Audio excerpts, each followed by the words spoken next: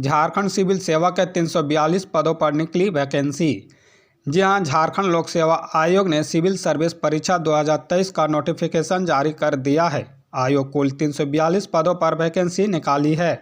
अगर आप भी इस पद के लिए आवेदन करना चाहते हैं तो इसके लिए 1 फरवरी से आधिकारिक वेबसाइट jpsc.gov.in पर जाकर ऑनलाइन आवेदन कर सकते हैं। अप्लाई करने की लास्ट डेट 29 फरवरी है। परीक्षा शुल्क का भुगतान 1 मार्च तक किया जाएगा। झारखंड सिविल सेवा प्रारंभिक परीक्षा 17 मार्च को होगी। बता दें कि इस बार भर्ती में उम्मीदवार को उम्र में 7 साल की छूट मिलेगी। उम्मीदवारों के अधिकतम उम्र की गिनती 1 अगस्त 2017 से की जाएगी, जबकि न्यूनतम उम्र की गिनती 1 अगस्त 2024 के आधार पर की जाएगी। नोटिफिकेशन में कहा गया है कि आयु सीमा में मिलने वाली छूट का प्रावधान केवल सिर्फ झारखंड संयुक्त असैनिक सेवा प्रतियोगिता परीक्षा 2023 के लिए मान्य होगा। सीएम हेमंत सोरेन को ईडी का समन मिलने से भड़के समर्थक, झामुमो ने निकाला मशाल जुलूस। जी हां, झारखंड के कथित जमीन घोटाला मामले में प्रवर्तन निदेशालय से 10वें समन भेजे जाने के बाद झामुमो कार्यकर्ता राज्यव्यापी मशाल जुलूस निकाली है। मुख्यमंत्री हेमंत सोरेन को भेजे गए समन के विरोध में सड़क पर उतरे। उनका कहना है कि ईडी और केंद्र सरकार मुख्यमंत्री को प्रताड़ित कर रही है और विकास कार्यों में बाधा डाल रही है। ज्ञात हो कि केंद्रीय एजेंसी ने मुख्यमंत्री को 29-31 जनवरी के बीच पेश होने को कहा है। प्रवर्तन निदेशालय और केंद्र सरकार के खिलाफ जेएमएम कार्यकर्ता रोड पर उतरे और दुमका के सभी प्रतिष्ठानों को बंद करा दिया। कार्यकर्ताओं ने शहर के प्रमुख चौक पर धरना देकर ईडी और केंद्र सरकार के विरोध प्रदर्शन और नारेबाजी की। झारखंड मुक्ति मोर्चा के वक्ता मनोज पांडे ने कहा कि केंद्र सरकार भारतीय जनता पार्टी और उसके इशारे पर कार्रवाई कर रही प्रवर्तन निदेशालय के खिलाफ राज्य भर के गांव-गांव में आंदोलन शुरू किया जाएगा और भाजपा नेताओं को जनता गांव और कस्बे में घुसने नहीं देगी। मनोज पांडे ने ईडी द्वारा सीएम हेमंत सोरेन को दिए गए 10वें समन पर प्रतिक्रिया देते हुए कहा कि झारखंड की जनता समझती है कि समन का मतलब क्या है। एक आदिवासी युवा मुख्यमंत्री की लोकप्रियता से घबराकर केंद्र के इशारे पर प्रवर्तन निदेशालय कार्रवाई कर रही है। झारखंड के सीएम हेमंत सोरेन पहुंचे दिल्ली। सियासी गलियारों में कई प्रकार की चर्चाएं। जी हां, झारखंड के मुख्यमंत्री हेमंत सोरेन बिहार में जारी राजनीतिक हलचल के बीच चार्टर्ड प्लेन से दिल्ली पहुंच गए हैं। रांची स्थित राजभवन के बीटिंग रिट्रीट कार्यक्रम को बीच में छोड़कर उनके अचानक दिल्ली जाने की खबर ने सियासी अटकलों को हवा दे दी है। ईडी ने सीएम हेमंत सोरेन से 29 से 31 के बीच पूछताछ के लिए वक्त मांगा है। बीते दिनों दिल्ली हाईकोर्ट ने जेएमएम सुप्रीमो शिबू सोरेन की याचिका पर सुनवाई करते हुए भी लोकपाल की कार्रवाई में दखल देने से इनकार कर दिया। इन प्रकरणों ने हेमंत सोरेन और जेएमएम की दिक्कतें बढ़ा दी है। दरअसल अगस्त 2020 में भारतीय जनता पार्टी के सांसद निशिकांत दुबे ने शिबू सोरेन के खिलाफ आय से अधिक संपत्ति अर्जित करने की शिकायत संबंधी दस्तावेज सौंपकर कार्रवाई की मांग की थी। इन्हीं शिकायतों के आधार पर लोकपाल में मामला चल रहा है। बहरहाल चर्चा है कि सितंबर 2022 में शिबू सोरेन लोकपाल की कार्रवाई के साथ ही निशिकांत के शिकायत के खिलाफ दिल्ली हाईकोर्ट में याचिका दाखिला की, किंतु कोर्ट से उन्हें राहत नहीं मिली। ऐसे में यह बताया जा रहा है कि मुख्यमंत्री हेमंत सोरेन ईडी और लोकपाल के मामलों में अपने अधिवक्ताओं से कानूनी राय ले सकती है। इसके अलावा मुख्यमंत्री सीएम हेमंत सोरेन 29 जनवरी को जमशेदपुर और 31 जनवरी को गिरिडीह दौरे पर होंगे।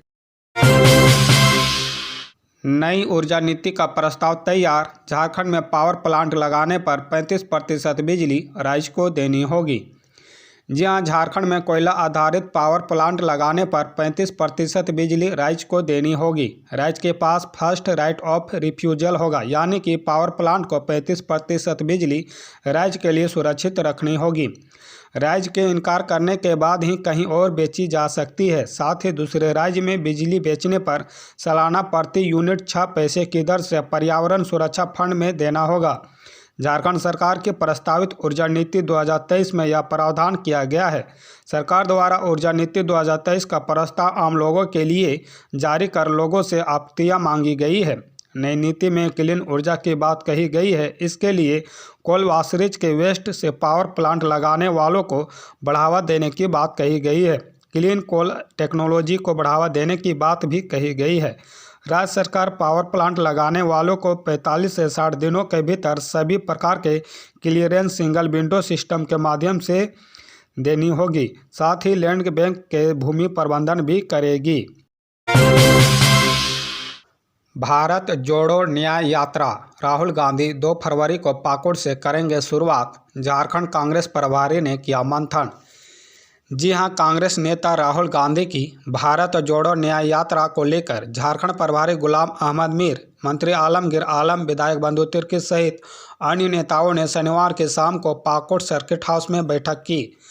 बैठक में राहुल गांधी की 2 फरवरी को पाकुड़ आगमन, पाकुड़ में शाम को राहुल गांधी का संबोधन और लिट्टीपाड़ा प्रखंड क्षेत्र में उनके रात्रि ठहराव को लेकर चर्चा की गई है। इस दौरान उनके रूट से लेकर आम लोगों की सहभागिता को लेकर चर्चा भी हुई।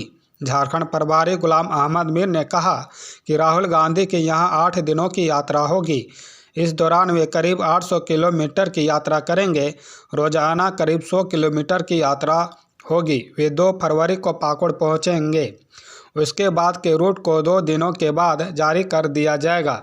झारखंड के मंत्री आलमगीर आलम ने कहा कि राहुल गांधी की न्याय यात्रा आम लोगों की यात्रा है। इसमें पार्टी का झंडा नहीं लगा है। यह शोषितों, दलितों, पिछड़ों, महिलाओं को न्याय दिलाने की यात्रा है। उनके हक और अधिकार की लड़ाई लड़ने की यात्रा है। हमारे लिए यह बड़ी बात है कि हमारे नेता झारखंड में न्याय यात्रा का शुभारंभ पाकुड़ से कर रहे हैं। इसके लिए हम आम लोगों का भी समर्थन मिल रहा है।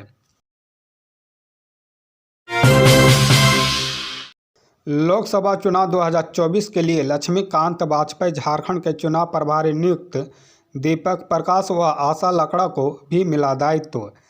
जी हां, आगामी लोकसभा चुनाव को लेकर बीजेपी यानी कि भारतीय जनता पार्टी ने शनिवार को झारखंड, बिहार, पश्चिम बंगाल समेत विभिन्न राज्यों के लिए प्रदेश चुनाव प्रभारी और सह चुनाव प्रभारी की सूची जारी कर दी है।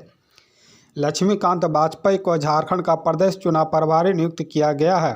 विनोद ताड़वे व झारखंड के पूर्व बीजेपी प्रदेश अध्यक्ष व राज्यसभा सांसद दीपक प्रकाश को बिहार का दायित्व दिया गया है।